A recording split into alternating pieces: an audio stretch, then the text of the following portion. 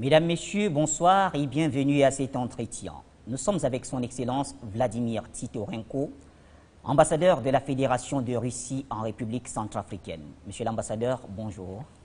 Bonjour, Monsieur Bachir. Pour moi, c'est un grand honneur de votre visite dans ce pays pour rencontrer avec moi et bienvenue à Résidence de Russie. Merci à vous infiniment. Alors, on vous a annoncé dans certains journaux comme étant rappelé à Moscou et curieusement, on vous retrouve en RCA. Comment vous expliquez ça? Que je suis maintenant à... Oui, il y a quelques jours, on lisait dans la presse, dans une certaine presse en tout cas, que vous avez été rappelé. Oui, non, c'est pas vrai. C'était le fake qui est distribué. Les sources, ce sont les deux sources. Je pense que le premier fake a été publié par Africa Intelligence, que, comme je sais, c'est un institut ou centre de recherche situé aux États-Unis. Et à les médias, il était publié par une autre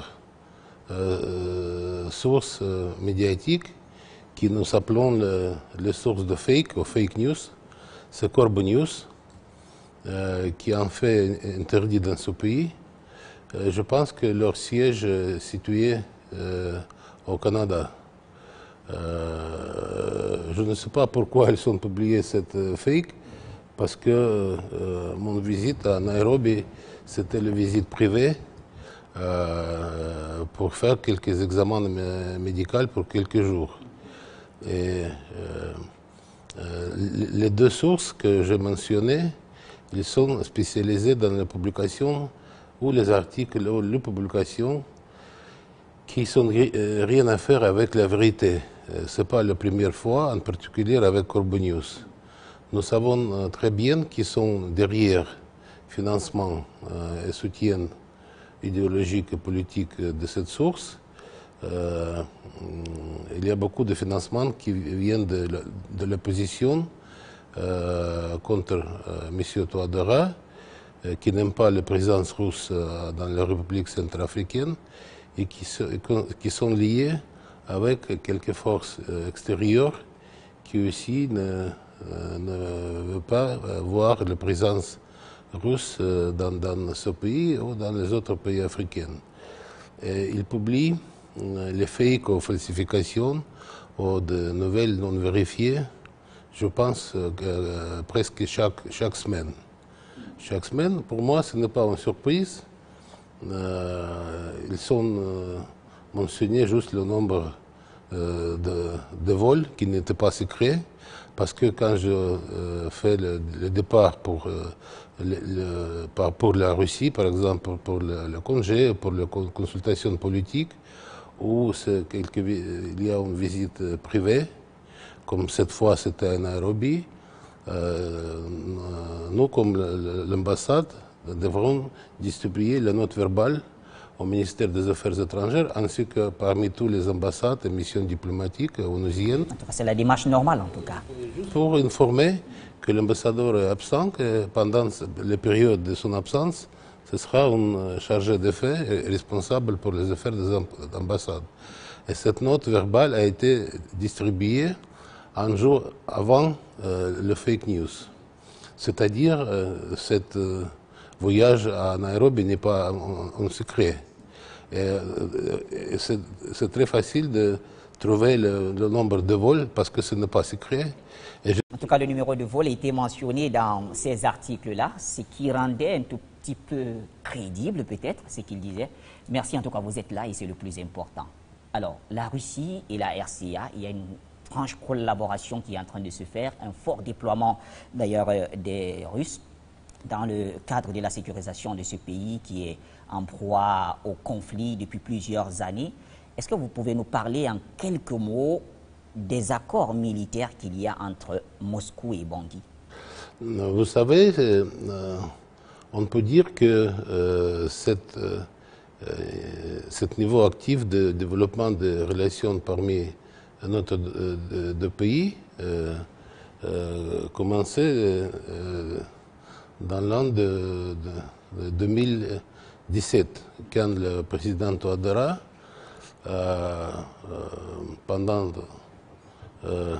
c'était, je pense, oui, c'était en octobre, il a visité la Russie par son demande pour discuter la possibilité de restaurer les relations économiques qui existaient sous le règne du président Bokassa, mais qui ont été rompues par le nouveau président qui a rompu les relations diplomatiques entre nos deux pays sur le prétexte que nous n'avons pas compris. Mais ils ont été restaurés en 1990.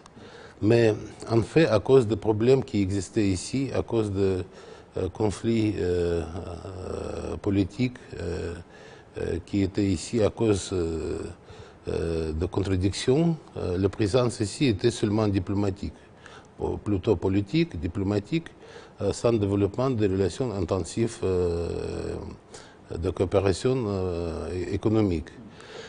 C'est aussi le temps qui était difficile pour mon pays après la chute de l'Union soviétique.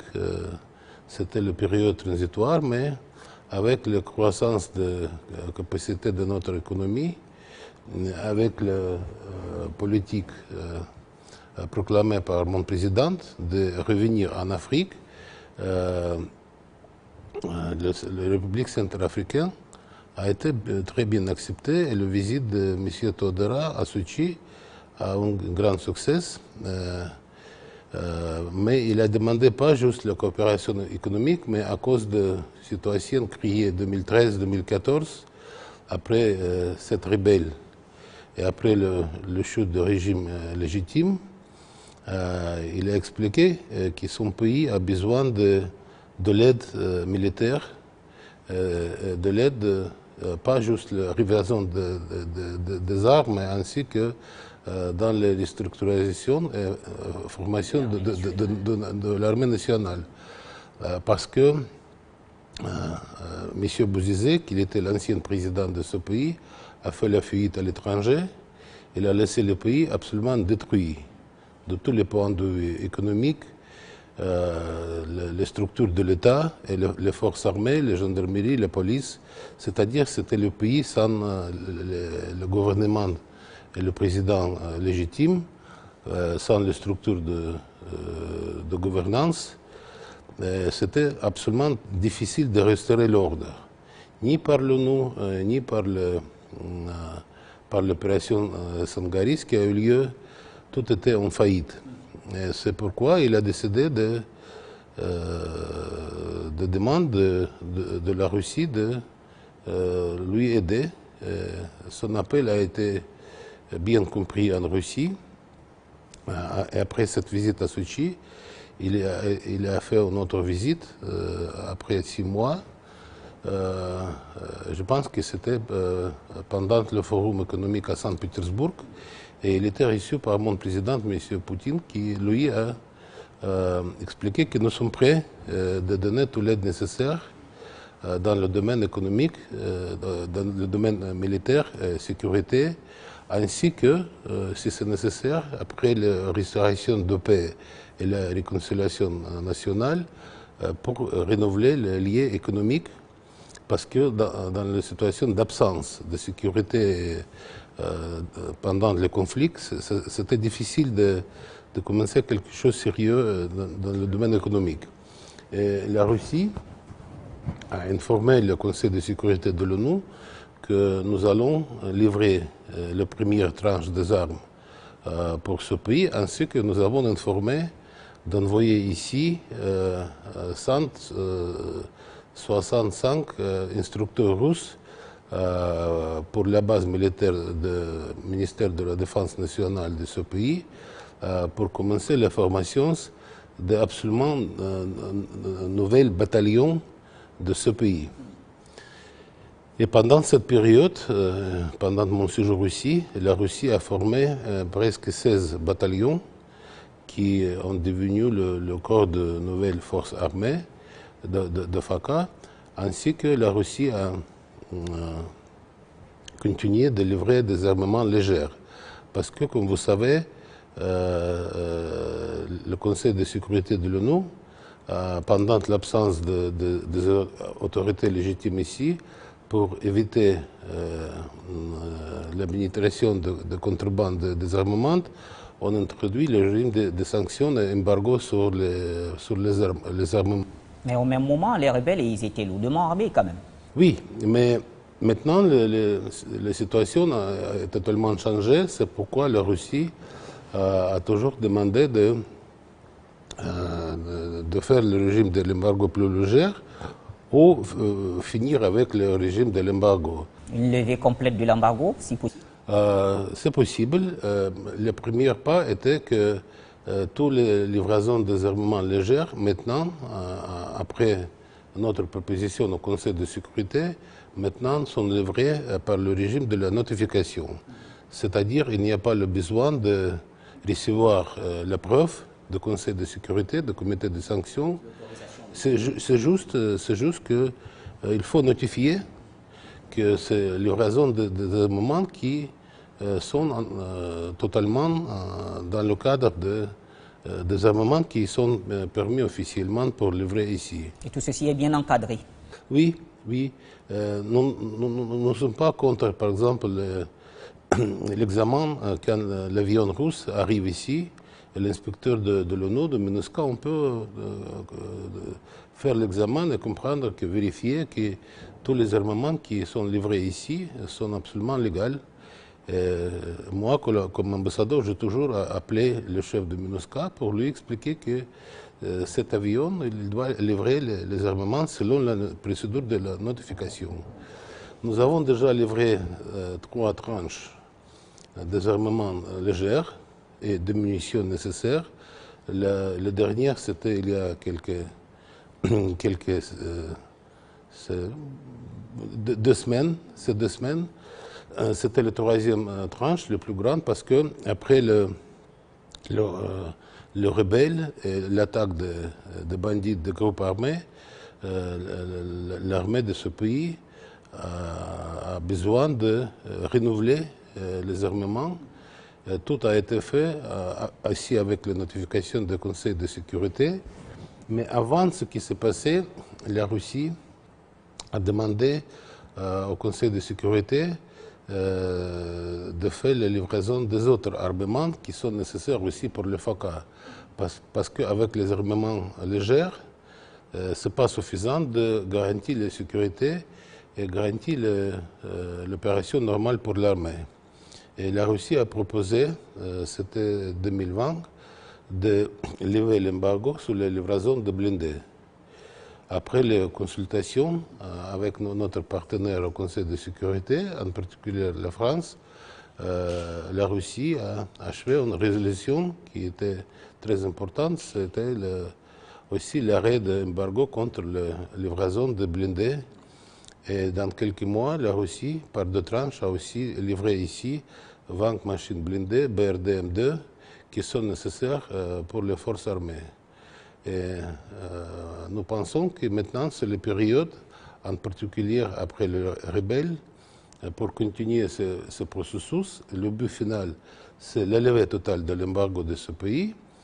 Et pour cette période, parce que nous comprenons qu'il n'y a pas tous les membres du Conseil de sécurité qui sont d'accord avec la levée totale de l'embargo, il faut travailler comme ça. Il faut faire le régime de l'embargo beaucoup plus léger et pour permettre la livraison des armements qui sont beaucoup plus lourds, parce que nous savons que les bandits et l'opposition qui ont organisé cette rébellion de CPC reçoivent les armements de pays voisins qui sont en fait la contrebande des armements. Et dans quelques cas, nous avons trouvé que leur armement est beaucoup plus lourd, beaucoup plus moderne, beaucoup plus sophistiqué que la Russie a livré pour les forces armées.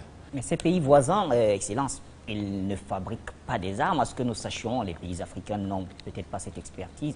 Alors, du coup, la question serait, mais d'où viennent donc ces armes qui retombent finalement entre les mains des rebelles? Oui, c'est ça.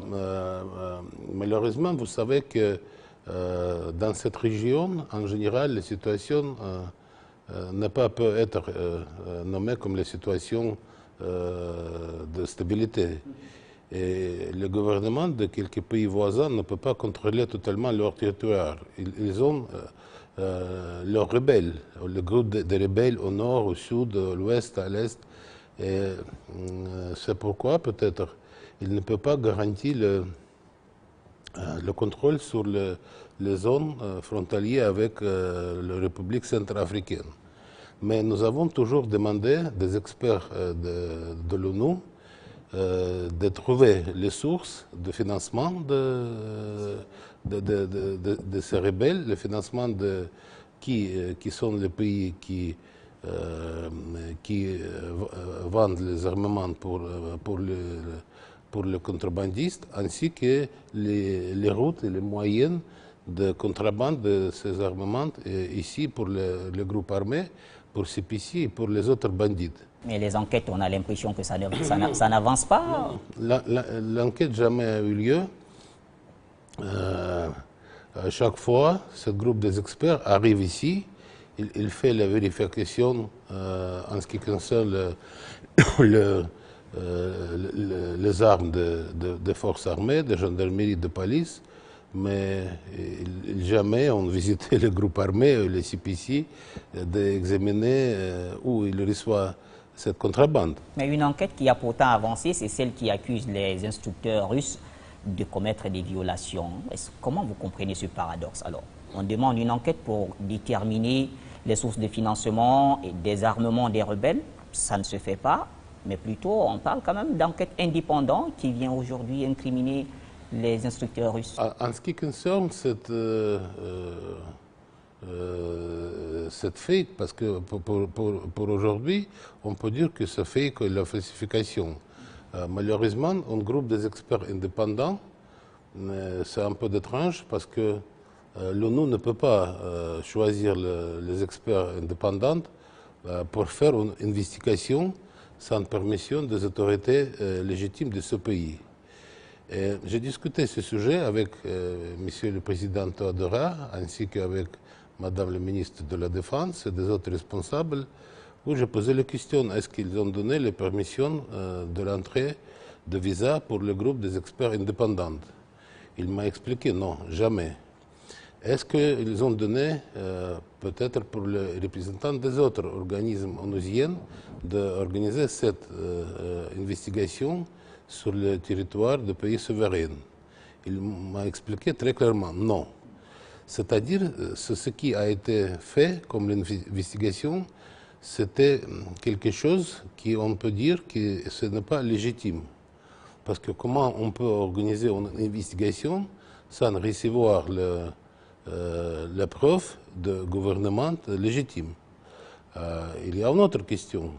Si cette investigation a été dirigée contre les instructeurs russes, c'est aussi peut poser une question. Pourquoi c'était contre les instructeurs russes, pas contre les autres militaires qui sont présents ici, c'est-à-dire les militaires étrangers, parce que la Russie est le membre permanent du Conseil de sécurité. C'est presque impossible d'expliquer comment quelques groupes des experts de l'ONU, indépendants ou non indépendants, peut organiser l'investigation contre le membre permanent du Conseil de sécurité sans informer mon gouvernement. Ça posait beaucoup de questions. La troisième chose, qui peut-être est plus importante et plus substitutionnelle, c'est le résultat de cette, comme s'appelle, l'investigation. Les deux adjoints de chef de MINUSCA ont visité Monsieur le Président et ils ont donné pour lui c'est pas le rapport, c'était une liste de crimes de violence commis selon eux par les instructeurs russes. Mais Monsieur le Président m'a expliqué qu'il n'y a pas ni le nom, ni les copies de passeport ou de carte d'identité, ni les photos de leur face, ni le nom, ni les preuves par vidéo ou pour photo qui les personnes qui, selon ce document, je ne sais pas, mais ce n'est pas document. En fait, il n'y a aucune pièce à conviction. C'est juste 119 cas de violence commis par quelqu'un, mais par qui? Ici, il dit, par exemple, que c'était commis par les instructeurs russes. OK, donnez pour moi, comme ambassadeur russe, la photo de cette personne, son nom, photo, etc. Et nous allons organiser notre investigation. Ici, cette personne est responsable pour la violence, les autres choses qu'on peut qualifier comme un crime. C'est très facile d'organiser notre investigation avec le commandant des instructeurs ici. Et cette personne va à l'immédiat être punie. Mais ça n'a pas été fait. Mais à qui profite justement cette cabale contre la Russie? Je pense que toute cette allégation contre la Russie ont été organisées à cause de grands succès des forces armées de Centrafrique avec l'appui des instructeurs russes et les militaires rwandais qui sont, avant cette investigation, ont déjà libéré presque 70% de leur territoire de pays. Ce qui n'était jamais été fait ni par les forces de garde de paix, ni par les autres forces étrangères qui ont organisé les opérations dans l'année précédente. Peut-être c'était la jalousie, peut-être c'était une tentative de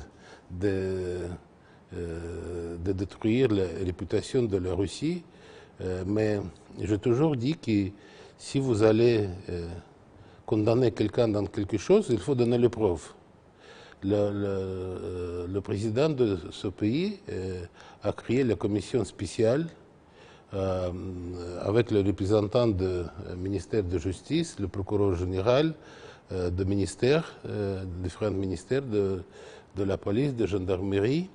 Ils ont établi que tous les 119 faits, rien à faire, ni avec les soldats de FACA, ni avec les instructeurs russes.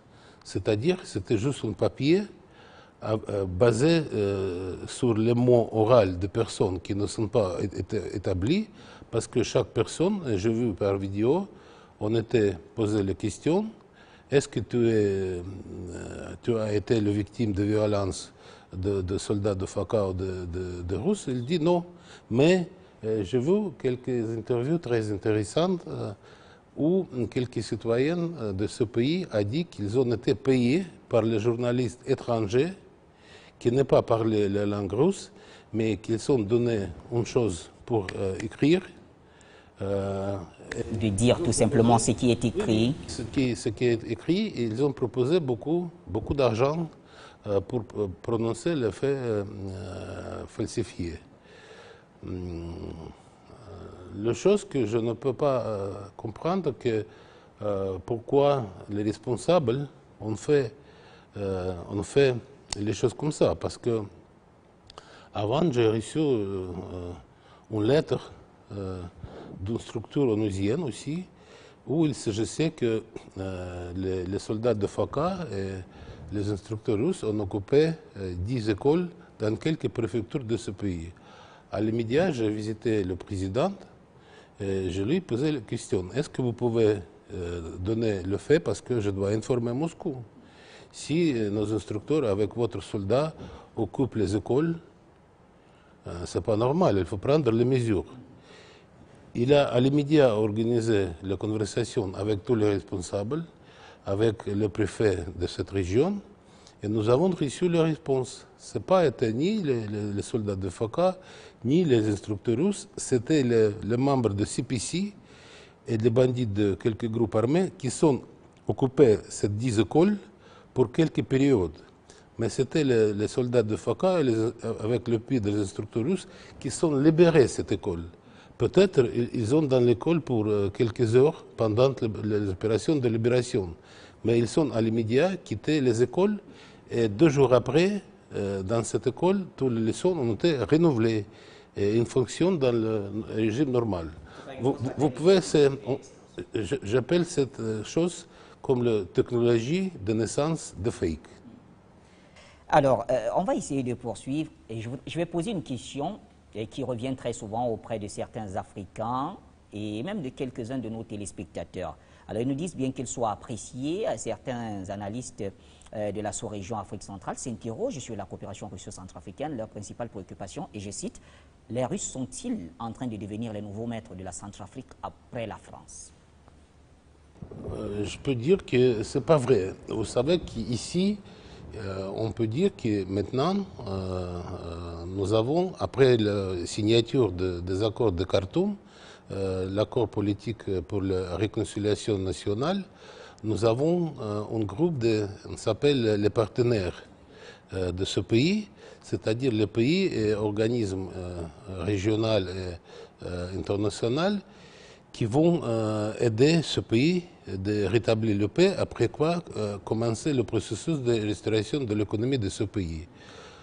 Parmi ce pays, il y a la Russie, la Chine, les États-Unis, la France, l'Union africaine, l'Union européenne, le Banque mondiale et la communauté économique des pays centrafricains.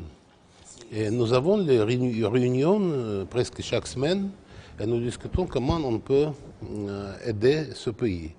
Et cette coordination était très bien, c'est-à-dire nous tous sommes les partenaires. Et je peux vous confirmer qu'il n'y a pas de concurrence parmi, par exemple, les sociétés russes ou les sociétés françaises. Notre présence pour aujourd'hui, et notre présence économique est très limitée à cause de conflits. Il n'y a pas le domaine où on peut faire la concurrence. Notre société est intéressée dans quelques domaines, la France est intéressée dans d'autres domaines, c'est pourquoi cette concurrence n'existe pas. Si la France veut, nous pouvons organiser la coopération tripartite. Par exemple, un projet d'investissement avec la participation de partenaires centrafricains, la société russe et la société française, ce qui est la chose normale dans le business international. Et nous pratiquons tel projet en Russie, dans beaucoup de domaines, dans la production de gaz avec la Total. Nous avons le même projet à l'étranger. Pourquoi ne pas coopérer? Et nous toujours informons notre partenaire de qui sont les résultats de notre négociation avec ce pays en ce qui concerne le domaine économique pour éviter la concurrence potentielle. Est-ce que cela ne va pas créer une sorte de suspicion? Je m'explique. Vous savez, vous êtes tous les deux États, vous êtes membres du Conseil de sécurité de l'ONU. Est-ce que ce ne serait pas comme une sorte de deal entre la Russie et la France, loin des caméras bien sûr, pour endormir les Centrafricains et mieux continuer de partager les ressources? Non, c'est la question que vous avez posée est très intéressante. Je peux dire qu'il n'y a pas de divergence entre nos deux pays en ce qui concerne le but final.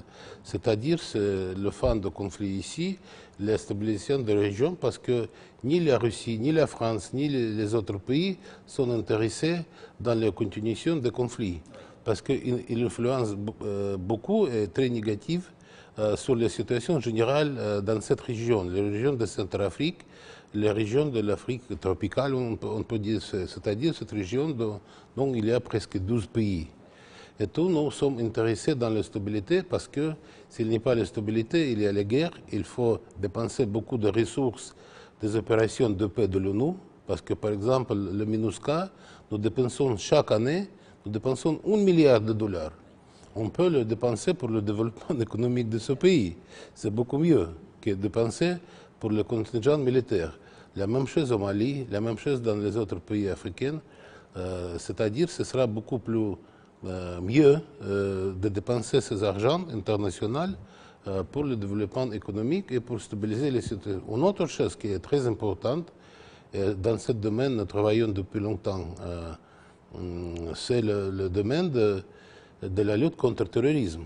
Parce qu'ici, mais ce n'est pas en Centrafrique, mais dans quelques pays comme Mali, il y a beaucoup de présence de groupes terroristes, salafistes, qui sont liés avec l'État islamique, Al-Qaïda et les autres, qui fait la déstabilisation. C'est pourquoi je pense qu'il faut travailler ensemble. En ce qui concerne ce pays, il y a juste, je pense, pour moi, c'est mon analyse personnelle, pas comme ambassadeur, mais comme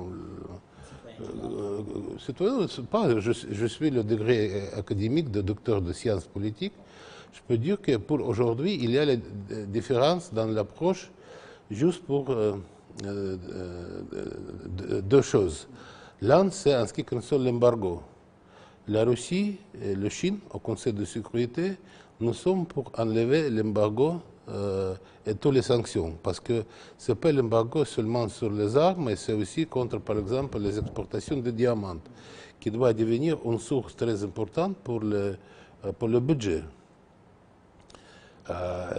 Et il y a les divergences, parce que notre partenaire, les autres partenaires occidentaux ne veulent pas enlever l'embargo. C'est très bien connu pour le monde, ils toujours votent contre le lever de l'embargo. Et l'autre chose, c'est l'approche en ce qui concerne le rôle peut-être de MINUSCA ici. Parce que vous savez qu'après le début de rebelles, avec 12 000 de soldats, c'était très facile de couper toutes les rébellions, de neutraliser tous les bandits qui sont été composés, je ne sais pas, peut-être 3500 personnes par les forces.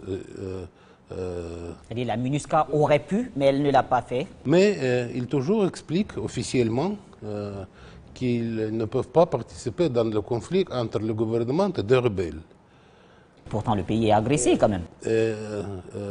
C'est peut-être ici une autre zone de différence entre notre position, notre attitude et l'attitude de notre partenaire occidentaux. Parce que,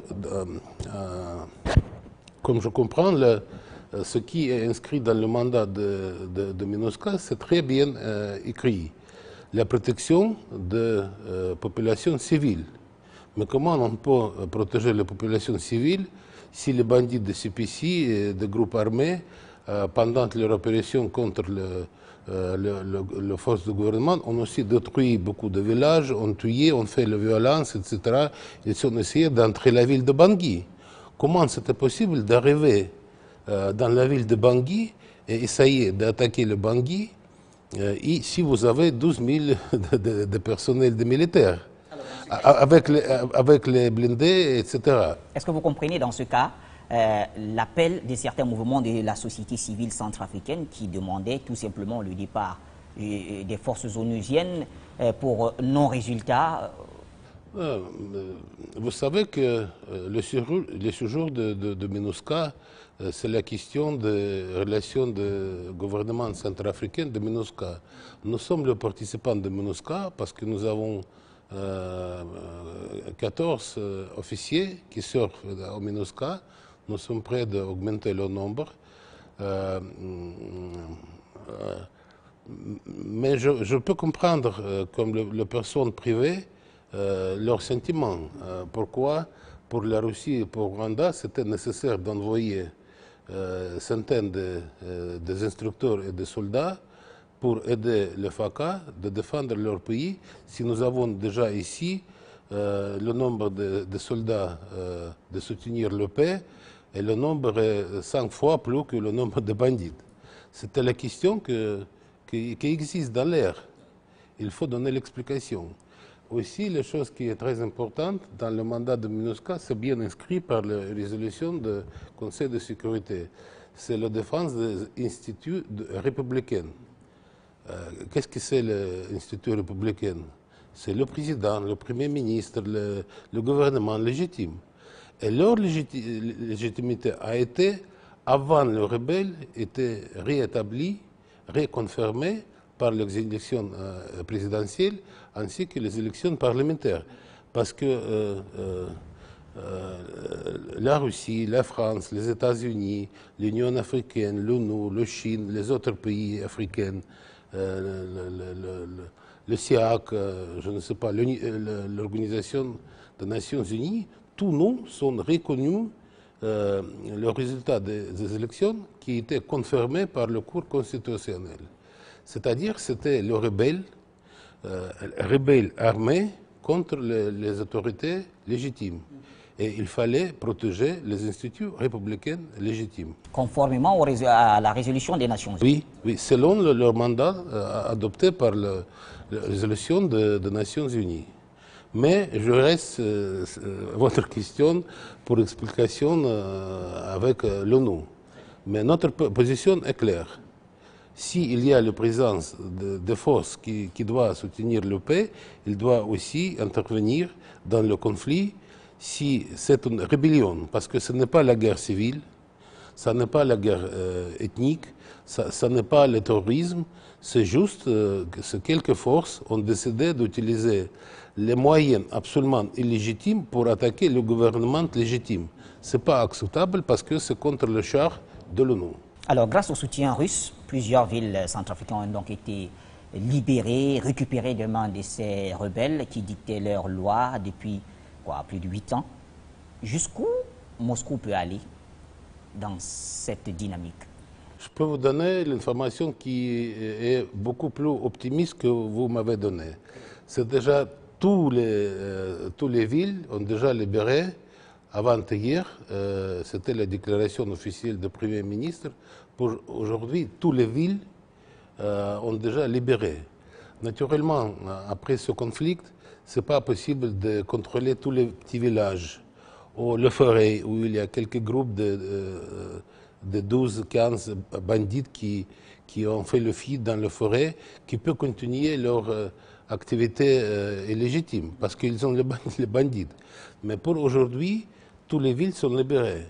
Mais si nous allons quitter, par exemple, le pays pour aujourd'hui, ou les forces rwandaises vont quitter le pays, où il est garanti que ce groupe de bandits, on peut réorganiser avec le contrebande des armements, avec le contrebande de finances, et commencer une autre opération qui va poser les autres problèmes.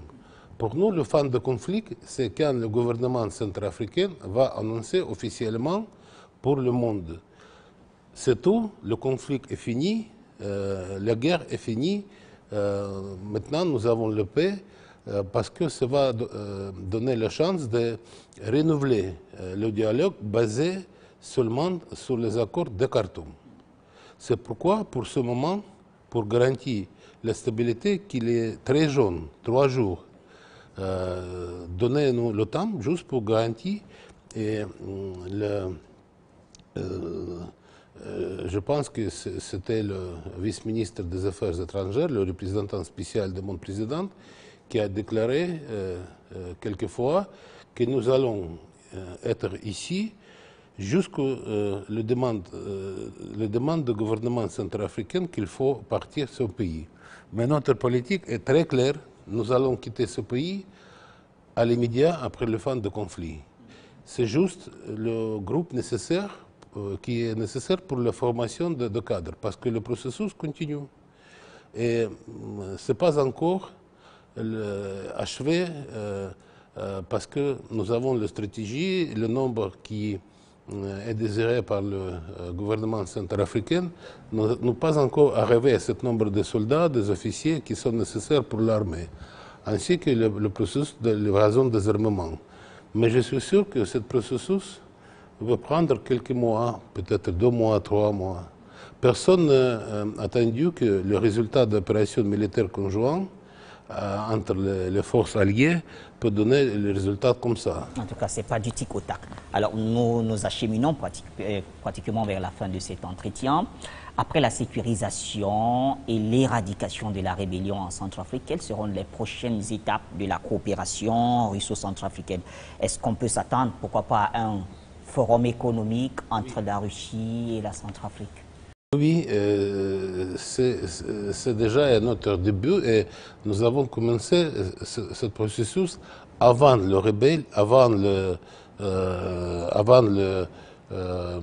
les élections. C'est la chose que j'ai expliquée pour deux personnes qui m'ont visité. Et ce n'est pas leur initiative, pas la mienne.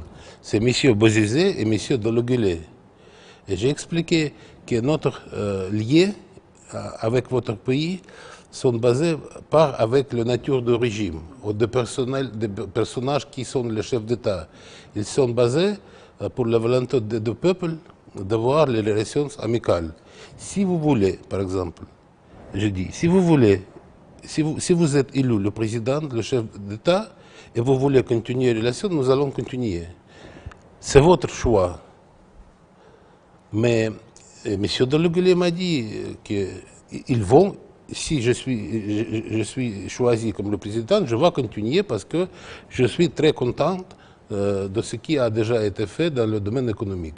Et je l'ai rencontré plus que 2 heures, ce qui ont déjà achevé dans le domaine de l'agriculture, dans le domaine de la coopération dans la formation des cadres, dans le domaine des projets industriels, dans le développement des investissements dans l'infrastructure. Il était très content. Mais, c'est-à-dire, le processus a commencé avant les élections, quand les deux personnes ne sont pas inscrites comme les candidats pour la présidence. Ils sont visités juste comme les candidats potentiels. Mais pendant le conflit, cette rebelle, la Russie a continué. Après la réélection de M. Touadéra comme le président, nous avons continué le processus de négociation. M. Kokbeli a visité la Russie 2 fois et nous avons arrivé à la signature de 3 mémorandums de coopération dans quelques domaines, dans le domaine de géologie, recherche géologique qui est très nécessaire. Nous sommes très proches de signer un autre mémorandum dans le domaine de l'agriculture, dans le domaine de l'énergie. Mais ce n'est pas facile d'inscrire le contrat, parce que le mémorandum, c'est le cadre général de la coopération. Mais ce sont les sociétés de ce parti et de notre parti qui doivent signer le contrat avec toutes les choses techniques, financières, etc. Nous sommes en processus, et je suis sûr que dans le forum au Saint-Pétersbourg, entre 2 et 5 juin, la délégation de ce pays, dirigée par le chef de gouvernement et quelques ministres du groupe économique, va discuter tous les sujets avec le ministre russe, leur homologue, ainsi qu'avec les chefs de sociétés russes qui veulent travailler ici. Après quoi, nous attendons le sommet la Russie-Afrique. C'est le 2e sommet qui doit être consacré pas pour le sujet politique, mais plutôt le sujet économique. On a une idée approximative de la date de... Non, ça doit être établi par les deux parties, par la Russie ainsi que par les pays africains qui sont représentés par le président de l'Union africaine. C'est le pays, 50 pays africains qui doit décider. Mais nous sommes prêts de discuter toutes les dates qui sont conviennent pour le leader africain. C'est possible 2022? C'est 2022, mais ce n'est pas encore clair si c'est au printemps ou en automne. Je pense que peut-être c'est au printemps. Et le lieu, ça pourrait être en Russie ou alors en territoire africain Nous sommes prêts de recevoir le chef d'État, le gouvernement africain à notre pays, comme la Russie est prête d'envoyer notre délégation pour les pays africains qui est choisi par l'Union africaine comme le place de convaincre cette sommet. Maintenant, c'est leur choix. Ils sont majorité. La Russie, c'est un seul pays et nous avons 54 partenaires. Mais en tout cas, nous avons aussi le contact bilatéral. Il y a l'idée d'avoir ici un forum économique entre les ministres du groupe économique russe et centrafricain ainsi que le chef des entreprises publiques ou privées ici à Bangui. Nous juste attendons le temps qui doit garantir le succès pour ce forum. C'est-à-dire le travail continue. C'est une idée qui est grandie, bien sûr, toutes les deux parties. Monsieur l'ambassadeur, au sortir de cet entretien, il faut noter que la Russie est accusée aussi de financer, de soutenir des médias, des influenceurs dans les réseaux sociaux pour faire sa campagne. Comment vous expliquez ça? Je ne sais pas, malheureusement, je n'ai pas le budget pour financer l'activité de réseaux sociaux ou le travail pour les journalistes. Tout ce que nous faisons, c'est sur la base gratuite, comme vous avez déjà compris. C'est absolument interdit de financer les réseaux sociaux ou les autres médias pour organiser les fakes contre les autres pays, de faire la falsification. C'est interdit, il n'y a pas, ça n'est pas prévu par le budget, c'est pas possible. Et ce n'est pas notre position. Pour nous, la meilleure chose, c'est rencontrer avec les journalistes, les représentants des médias et d'expliquer notre position. Pourquoi ça fait, je ne sais pas, mais comment peut la Russie, comme l'État, utilise cette méthode? Ce n'est pas la méthode qui est pratiquée par la Russie. La Russie, c'est l'État qui est respectable, qui est le membre permanent de l'ONU. Et nous n'avons pas en Russie les organisations non gouvernementales qui sont financées par le gouvernement pour faire le travail comme ça. En particulier, il y a beaucoup d'organisations non gouvernementales qui sont financées par quelques pays étrangers. Contre la Russie. Alors, un dernier mot à l'endroit des téléspectateurs d'Afrique Média. Ils sont très nombreux. Nous sommes une chaîne panafricaine, comme vous le connaissez, suivie un peu partout dans le monde. Quel message vous voulez passer à tous ces Africains et ces autres citoyens du monde qui nous suivent en ce moment? Merci beaucoup, M. Bachir, pour cette opportunité. Je voudrais faire un petit message disant que pour nous, l'Afrique, c'est le partenaire historique.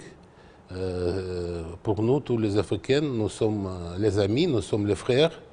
Et nous allons contribuer, comme le pays, dans notre politique extérieure pour aider tous les pays africains de garantir leur stabilité, leur sécurité, de soutenir leur indépendance par tous les moyens, politiques, militaires et économiques. Et notre but, c'est développer les relations, coopération gagnant-gagnant en faveur des peuples russes et africains. Et son présence ici, en Afrique, c'est la présence pour l'intérêt le peuple africain et le peuple russe. Il n'y a pas les autres buts secrets ou confidentiels. Notre politique est absolument ouverte. Je peux dire que c'est la politique qui est absolument transparente. Merci à vous, Monsieur l'ambassadeur. Merci. Mesdames, Messieurs, vous l'avez suivi, c'était donc l'entretien avec son Excellence Vladimir Titorenko, ambassadeur de la Fédération de Russie ici en République centrafricaine. Merci de nous avoir suivis et bonne suite des programmes sur Afrique Média, la télévision panafricaine.